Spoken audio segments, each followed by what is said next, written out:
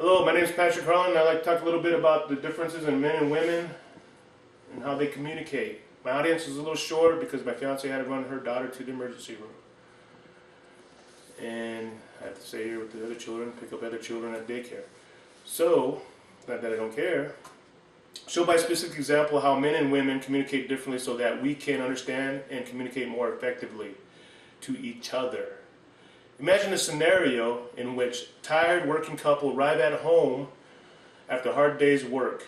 Frank heads immediately to the refrigerator to grab a beer, sits in his chair to unwind. Linda, on the other hand, wants to sit down and talk about all the problems she had at work. Frank, thinking he was actually helping by suggesting she quit her job to relieve this kind of stress. Immediately an argument breaks out because Linda doesn't feel as though Frank listening to her at all. A perfect illustration of why we need to understand men and women communicate differently. Now, I have to be the first to admit that I need to learn. So this little project has really helped me out greatly. And I've been putting it to use. By understanding differences in ways men and women communicate, we adapt to each other styles and more effective communicate. Author John Gray states, men mistakenly expect women to think the way they think, and women expect men to think the way they think, vice versa. Which could lead to a lot of problems. I will explain the difference in verbal communication between men and women, compare the contrast differences in nonverbal communication between the two sexes, and finally illustrate how effective communication between men and women in relationships is crucial. Very crucial, because if you want to make that 25-year anniversary, you better understand your spouse and know what makes her mad, what rubs her wrong way, vice versa. Verbal communication differs greatly from men to women. Men tend to be more direct. Verbal communication at a point, a purpose. Seeking other avenues than verbally communicating emotions. Mary D. of hubpage.com writes, men tend to use only half the words as women do on a daily basis. That's not a bad thing, they want to talk, they want to get everything out. Men keep it bottled up. I do that quite often. Women tend to be evasive when trying to make a point, trying to connect emotionally through verbal communication. Usually they think with their heart and make some good decisions, but yeah, and men, when they do that, usually tempers, anger. That's how they communicate. Emotional relief to talk about feelings. And I'm not saying all men do, but some do. I'd say specifically me. Diane Booner states, frankly, they use indirect channels such as questions. That's when women use a lot of questions. I've been asked a lot of questions. Before the people used language, I am sure we used more facial expressions, and men use grunts and groans before language. I'm sure of that, and I still use them. I use them towards kids. I growl actually sometimes. Nonverbal communication also differs from men to women. Nonverbal. Men, also, like Susan Sherwood states, men are more conservative in facial movement and body contact. Now, I'm a number one for that. I don't do a whole lot of body contact. I think it always is how you were treated as you were growing up, how you give that, affection out. If you were brought up in a dysfunctional family and mistreated in some way, God forbid, but I think that's how you hand it down, and that's how you set an example for your children, how they should, if they're going to be communicating with their spouse or loved ones or other children, they learn by observation. I learned that in criminal justice, matter of fact. Women are high intensity. Barbara McManus states, who has her own websites, pages, that women will generally employ more facial signals of submission. They will be more expressive facial, smiles more, also cry, hurt more frequently. I've learned that one also.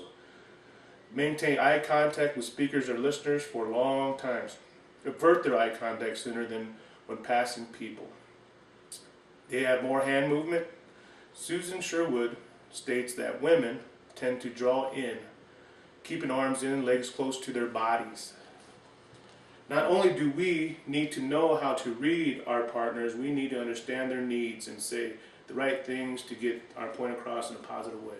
Now, there's been plenty of times where I've said the wrong things at the wrong time. Like I've noticed that men or women, almost like you speak a whole different language, even the way you're brought up, the places where you're brought up, people you know, it's like you speak two different languages. They may be using the same words, but they mean whole different things. So you almost need a dictionary for each other.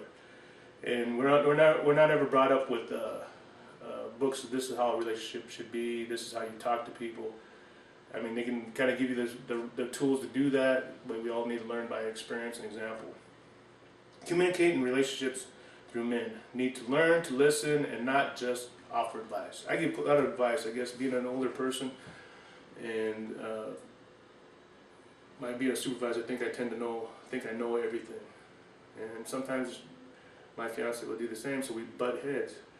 But we gotta learn to communicate, compromise, and solve our problems and move on. Understanding that women communicate to become intimate. Women, that's what men need to understand. Women understand that men do not communicate to become intimate. MaryDHubpage.com states that women to talk to she wants you to talk more to your girlfriends more. And I really need to work on that one. There are verbal and nonverbal forms of communication. Each differ greatly between the majority of men and women. Now I got a few charts here I would like you to look at here with me. Now one of them I found interesting was how many reached their 25th anniversary. I thought that was really interesting.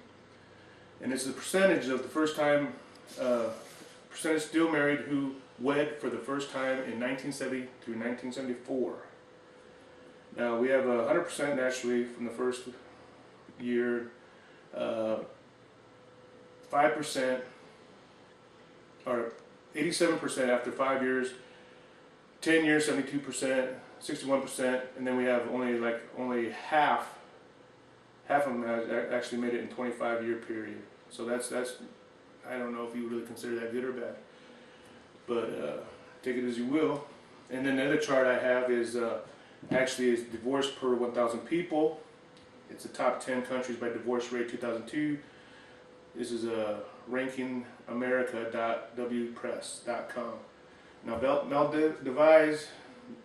Maldives, I guess correct, shows 11 people actually per 1,000, which is pretty high. They're the only ones that actually doubled everybody else. We have Puerto Rico, Ukraine, and the United States are probably, Puerto Rico's at 3.82. That's pretty low, and then the United States is like almost only 4 per 1,000, which I think is pretty good. But that's the statistics that kind of, you know, if you can communicate. Apparently, I don't know what's going on in Maldives is going on there specifically, but I thought that was pretty interesting. But for years, men and women have communicated differently. The difference in communication has caused many unnecessary arguments that could have been simply avoided if we just knew to take the time to understand one another. Through understanding these differences, we can adapt to each other's communications and just plain productively communicate. And a lot of these sites here, you know, I thought they were pretty good. You know, Dan Boomer, Gender Bender, www.negotiates.com, which is very interesting. Since I am trying to get married here, I'm not saying trying, but possibly getting married, on my way to get married.